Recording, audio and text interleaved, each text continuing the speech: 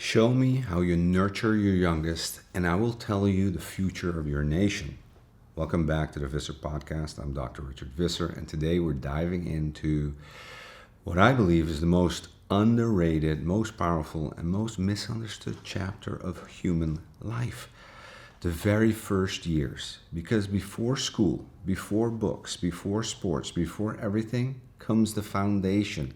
And that foundation is built on two things: what we feed our children and how we let them move.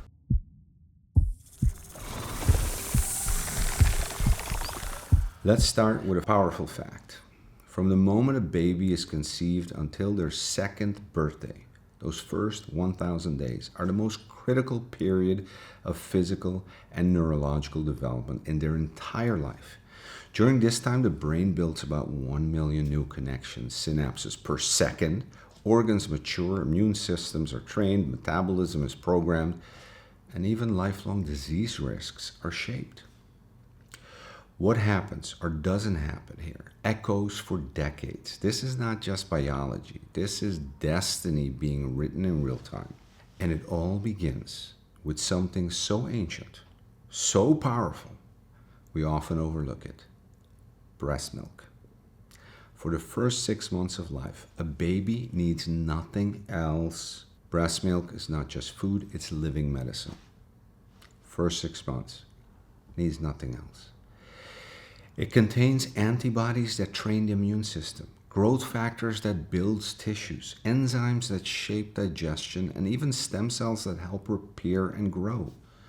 Babies who are exclusively breastfed for 6 months have lower rates of infection, stronger immune defenses, and reduced risk of obesity and diabetes, and even higher IQ scores later in life. All scientifically backed. It's also the first act of emotional regulation. Skin-to-skin contact stabilizes the baby's heart rate, reduces cortisol, and sets the stage for stress resilience later in life. It is precision nutrition, delivered for free, in perfect doses and tailored to the baby's changing needs. It is amazing. Now let's talk about something microscopic with massive impacts: the microbiome. Within hours of birth, trillions of bacteria begin colonizing your baby's gut. The invisible community will go on to regulate immune system, metabolism, inflammation, and even mood. It's why babies born vaginally, breastfed, and exposed to skin contact tend to have more diverse and resilient microbiota and lower risk of allergies, obesity, autoimmune disease, and even depression later in life. Think of the microbiome as your child's internal pharmacy and life coach. Feed it well, and it will spend a lifetime protecting and guiding them. At around 6 months, your baby is ready to the next chapter: solid foods. This is not a race. Too early and you risk allergies and metabolic issues. Too late and you risk stunted growth and nutrition stores. The goal is to diversify the diet of whole, minimally processed foods: vegetables, legumes, eggs, fish, yogurt, small amounts of fruit, foods rich in iron, zinc, healthy fats, and fiber. This is also where taste preferences are programmed. Babies exposed to a variety of flavors early on are more likely to enjoy healthy foods later in life. And here's the science-backed warning: avoid fruit juices and sugary snacks. In Turkey and many other parts of the world, it's common to give babies sweetened teas or juices. But these sugars disrupt appetite regulation, overload the liver, and increase the risk of obesity and insulin resistance, sometimes before a child even turns 1. Babies don't need juice. They need milk and water.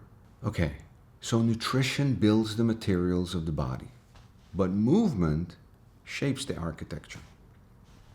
A baby's physical development is not about structured exercise. It's about freedom to explore. Tummy time builds strong necks and core muscles.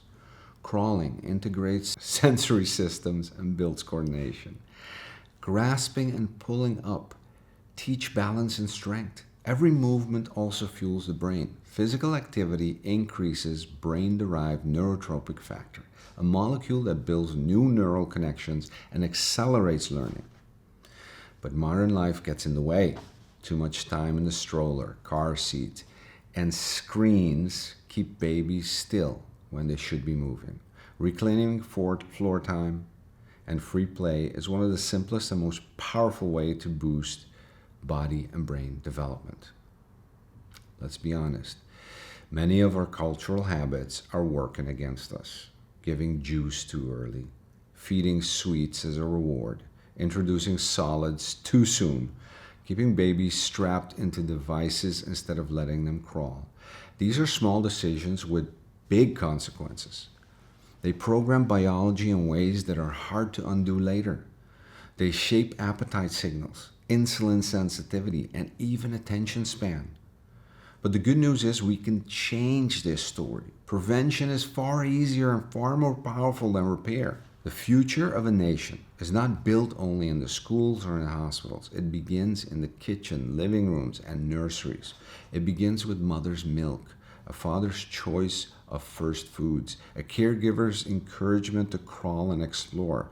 Every meal, every microbiome, every moment is an investment. One that pays dividends in resilience, intelligence, vitality for a lifetime. It is never too late to start today. But every day that passes is one less chance to build a stronger future. If this message resonates with you, share this episode with new parents, grandparents, or anyone raising the next generation. Together we can raise healthier, stronger, more resilient children and build a brighter future for us all. Thank you. Until next time. We got a couple more coming, so stick with me.